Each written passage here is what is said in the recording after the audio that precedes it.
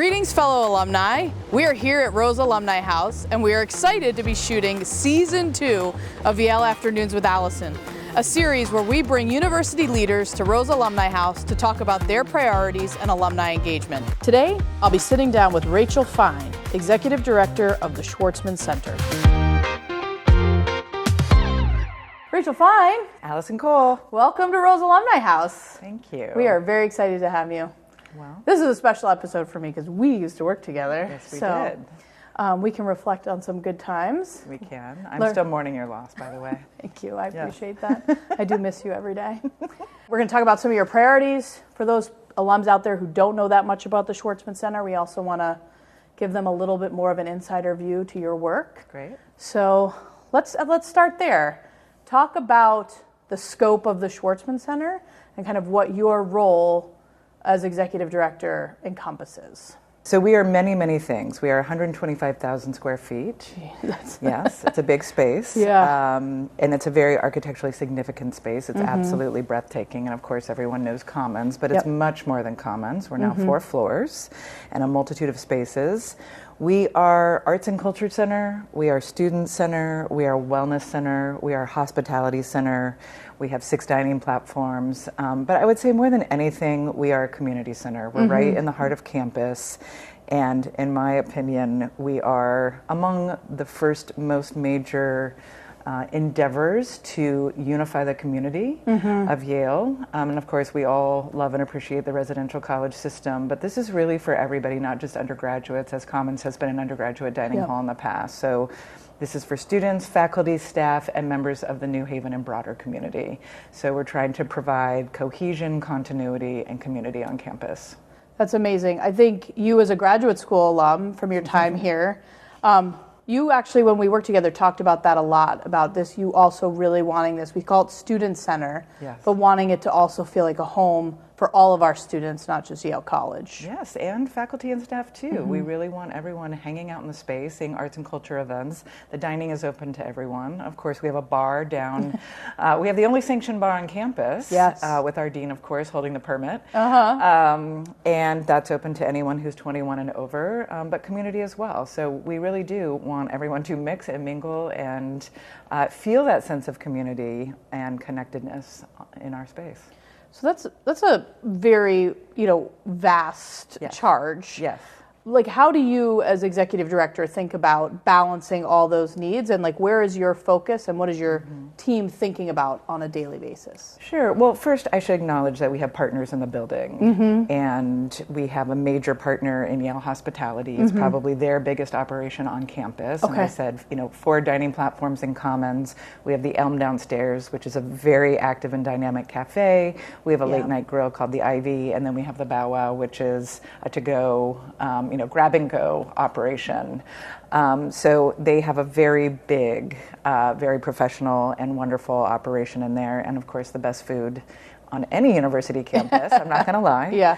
And then we also have the Good Life Center, which oversees the Wellness Center. So they are our partners. We do many things together. We leverage our resources collectively, but it's not just me running the show. I mean, ultimately, and frankly, there is no other space out there anywhere in the world that has all of these things going on in one building. So all of our spaces are multi-use, multi-purpose. As far as the arts and culture piece goes, we don't have fixed seating or fixed seating capacity. So my job really is first and foremost the strategy and the business plan behind the space. And that was something that I did with the team and with our outside consultant, Michael Kaiser, during my first 18 months on the job. And you remember you were part of that process as well. So that encompassed our artistic intent. What do we want to do artistically? What do we want to do in terms of fundraising and marketing and finance? I mean, obviously we want to be sustainable. We want to be a sustainable operation. What do we want to do with the community? What do we want to do in terms of educational outreach? So I'm thinking about all of those things on a higher level. And then, of course, we have a wonderful team that has grown a lot in the last 3 years. I think there were maybe 8 or 10 people when I first started. We're now over 20. Wow. Because there's been so much demand on the space. But that's really my job. Think about all of those things. What I love about the center is I think that it's become this place on campus where we hear the needs of the community, and the spaces become so nimble to address them, right? Like, Yes. our people wanted more opportunities for more flexible dining. Wellness and student mental health became so important. And like the Schwarzman Center just seems to become this place where, okay, we hear these challenges and this is a place where we can address them, which I find really beautiful about it. No, it's incredibly exciting. It also allows us to think about the artist who might have not only one foot in the arts world and one foot in the wellness world. Yep. So not so long ago, we had the remarkable cellist Joshua Roman come in, and he is someone who suffered greatly from long COVID, and he worked with Carnegie Hall over the last few years to design a program that spoke to his recovery from long COVID. And it was absolutely perfect for us. We could partner with Laurie Santos, who ended up working with Joshua when he was here. Joshua went down to the medical school, and he worked with the Doctors Orchestra down there. But this program was very much about healing and wellness, with, of course, music being the centerpiece of the program. But that's been very exciting to think about that. So I'd love to hear about what brought you to Yale, because when you arrived, the Schwarzman Center hadn't officially opened because the pandemic kind of got in the way of those plans. Exactly. So you were really starting from years of research, but really from scratch. Exactly. Well, first of all, I love a good challenge. Yes. I really love a good challenge. And it was hugely exciting to me, one, to come back to Yale. My husband also went here, so it meant he got to come back too, and now he's a professor in the School of Architecture. My daughter, you know the story. I do. But my daughter actually had been admitted to Yale, and then 6 months later we started looking at these jobs, so she didn't actually know we were coming. So she grew up in LA, and she went to high school in LA, and we had to sit her down and sort of ask her permission, would it be okay if we came to college with her? So, I don't want to say that was the reason we moved. Of course. But it was not a bad thing to be a little closer to her. But I also think being on the East Coast again, after almost 2 decades, maybe 2.5 decades, it all seemed very exciting. I love it. And so we seized the moment. Yeah. I love that. Yeah. And Yale's happy you're here. Yeah. Well, I'm happy to be here too. So you're looking down the road. Like, what are your top 3 priorities in your role for the Schwarzman Center? I want us to be the very best at what we do, and I want us to be recognized nationally and internationally for what we do. So in the grand scheme of things, I mean, again, there's no cultural center or student center that looks like the Schwarzman Center. We are totally and completely unique. Yep. But within our industry, let's say the arts and culture industry, there are many producers and presenters of performing arts and visual arts, and I want us to be recognized with the very best. So whether it's Brooklyn Academy of Music or Carnegie Hall or the New York Phil, or Lincoln Center, I want to be recognized in that pool of people for the outstanding work that we do. So that's a priority. And of course, that begins with our unique artistic intent and what that is and how do we differentiate ourselves artistically. Yep.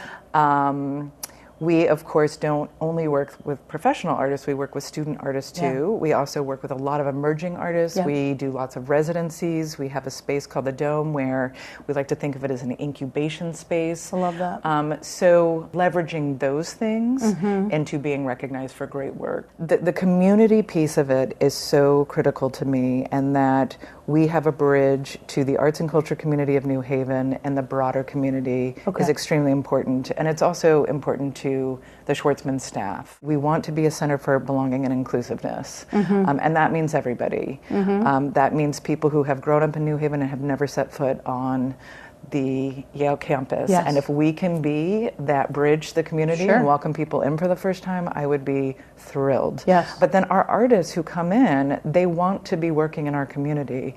So far, just in our first 3 years, we have a wonderful relationship with Co-op High School. Many of our artists go and work with the students there. We might have students come to campus. We've worked with ECA, we've worked with Mary Wade. There are lots of, but we're just getting started. That's amazing. Well, I know that engagement with New Haven is really important to President McInnes as well. I'm so happy to see that, yes. So we have many alumni who are obviously listening, and are probably really intrigued by all that you're saying and are wondering how their engagement can assist you with these priorities. What would you say? Well, first, I want to encourage alumni to come to campus and to take part in any number of things that we do at the Schwarzman Center. So whether that's dining, they need to eat in Commons, and they might feel somewhat sad that the food was not nearly as good when they were here. The food is so good. Yeah. This food is so good. So that's one thing. Just come in, experience the spaces. Please, check out the Wellness Center. We also have lots and lots of exhibition space. Okay. And nearly every wall right now has been activated with an incredible exhibit, all 4 floors. Yeah. And that might be student exhibits, or they might be, Michael Morand and David John Walker did the most amazing exhibit, Shining Light on Truth, that actually came from the New Haven Museum, and we will have it up till next March. Okay. So that's my first plea, is to please come experience the space, because once you experience it and you're transformed by it and you're elevated by it, then you will go out and you will be our best advocates for the space. It's been wonderful. And just this past weekend, Parents Weekend, we had tours going all weekend. And we also had this incredible installation by a Yale alum, Leo Villarreal, in our dome. And I think we had thousands of people. That was unprecedented for us, visiting Leo's. It's called Celestial Garden, but tailor-made for Yale. And I've heard a number of families, friends of my son's being like, oh yeah, we went to the Celestial Garden, which is very cool. It was very cool because it was for everyone. We somehow ended up in a mommy blog, a little mommy blog in New Haven, and suddenly there were children there, which is it was meditative, it was mesmerizing, it was peaceful, it was a retreat for anyone who went in there. And what about alums who are aware of emerging artists in their community? Should they be sending those names to you? How can we also help deliver content to you or... Sure. Well, first of all, we love giving alums with careers a platform. Yeah. And many of the artists who have come through have been alums so far, but that's a huge priority for us. So we've had everyone from composers Andrew Norman, Chris Cerrone, Ted Hearn, to Leo Villarreal. Yep. We had Trajal Harrell. The class of 1990, I don't know what they were drinking, but they turned out so many unbelievable people. We also on our advisory board have several alums, so Sean Levy and Bruce Cohen and Kara Underberg. So anyone interested in the advisory board, we're growing that. We love having alums and partnering with alums. Yeah. And I'm just thinking about Sean Levy, too, who brought Ryan Reynolds in. Yep. And they staged this incredible conversation in the evening in Woolsey Hall. Yes. I took a lot of pictures that night. Yes. I think we all took a lot of pictures. Can you highlight an alum? You just mentioned so many. But highlight an alum who has done really exceptional work on the center's behalf. Obviously, Steve Schwarzman. Steve Schwarzman, of course. There are so many. Yeah. But maybe I can talk about Trajal for a moment. Yeah. Because Trajal is somebody who has spent most of his adult professional life and career abroad in Zurich. And because he was an alum and had never been back, actually, since he graduated, that we sort of seized that opportunity. And so he and his company from Zurich, they were doing, I think, a couple of different things on the East Coast, including at the Whitney Museum when they were having the Alvin Ailey exhibit. So Trajal was involved in that. And so we designed a residency for them, and they ended up coming in for 5 or 6 days. Wow. They did a number of different performances, both in Commons, on a grand scale, but then they did this ancillary performance over in one of the art galleries, which was so memorable, I can't tell you, because it was only for about 100, 150 people, and you were almost on the stage with the artist, just fully immersed in their artwork. Yeah. But it was so wonderful to experience his delight at having been back. Yeah. And we asked the company, we hosted a welcome dinner for us, and I was thinking, he's going to want to go to one of the fancy high-end restaurants. No, he wanted to go to Maury's. He wanted his company to go to Maury's. So we started off at Maury's. He taught a master class. So amazing. People could really see all sides of Trajal. That's incredible. Yeah. We're going to move to the fun part of the interview. Okay. Well, I'm already having fun. We're definitely having fun. I am really. But these are the questions that, the kind of fun questions that could be controversial. Do you have a favorite spot on campus other than the Schwarzman Center? There are so many. Truly. Yeah. I mean, I love Beinecke, I love Sterling, I love so many places on campus, the Yale University Art Gallery, but if I had to choose one, it would be the Yale Center for British Art. Okay. I think what's special to me, this is also a building that my husband, who is an architecture critic and scholar, we experienced Yale at different times. He was an undergraduate here, I was a graduate student here, and I think we missed each other by a year or two. Okay. But when we met, we both found out that this was a building that we both cherished. Yeah. And I came to appreciate it even more. The alum, I think his name is Nathaniel Kahn, who is Louis Kahn's son. Okay. Has a whole documentary called My Architect about his architecture, and so that even gave me more insight and appreciation for that building. But yes, I love that building. That's amazing. Do you have a favorite Yale memory? Okay, because you may not know this about me. Okay. So I was originally a PhD candidate in musicology. This was back in the 90s. And to be honest with you, I'm not sure I even knew what musicology was. I'm not kidding you. Yeah. I showed up. I was delighted to be here. I was so excited. I got in. But I was interested in a cappella singing. So when I was growing up in the Bay Area, I think the Whiffenpoofs visited my school twice. The Alley Cats visited, and I was one of those people who just loved a cappella singing. And so I found out in my first week of graduate school that there were one or two works that took graduate students. Okay. So instead of focusing on my studies, I decided that I was going to go through the a cappella audition process. Okay. And so one of my favorite memories is actually my audition for the group Out of the Blue. Okay. I sang a Beatles song. Okay. And I got in. And of course, I was thrilled. And then I realized, the demands were so extreme, and I didn't know when I was going to do my musicology reading. And so, inevitably, I think I was in it for about 2 or 3 weeks. Okay. But then I realized, I wouldn't be able to tour, I wouldn't be able to do anything. Okay. Because the PhD work was... kind of got in the way. Well, it was got in the way of my a cappella career. But that is a great memory. It was really thrilling to get in. What Beatles song? There are places. All my life. Yes. That was it. And that came full circle when we brought Paul McCartney here. Oh, there you go. Yes, Paul McCartney. At the Schwarzman Center. Do you have a favorite New Haven pizza place? Okay, so I have to ask you, as someone who has lived in New Haven much longer than I have, I always wonder, if you put a stake in the ground, if you choose your pizza place, what does it mean to the other pizza places? Yeah. Am I going to get a horse head, in my pillow? That won't happen, I promise. Yeah, no? You'll be good.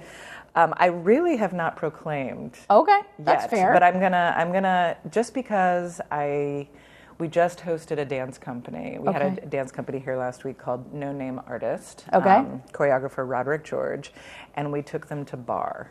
Bar is solid. No, I love them all. The pizza took a little getting used to because I'm from California and our pizza is just very, very different. Yeah. We're like fennel and squash blossom pizza. But we went to Bar. That was probably my third time at Bar, and I think just because I was just there, we had such a good time. It was so delicious, and the Mexican street corn pizza was rockin'. The bar salad.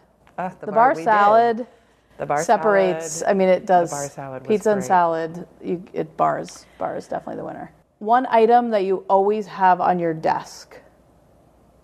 Well, I always have pictures of my family on my desk, but I have a really kind of strange Post-it habit. Okay.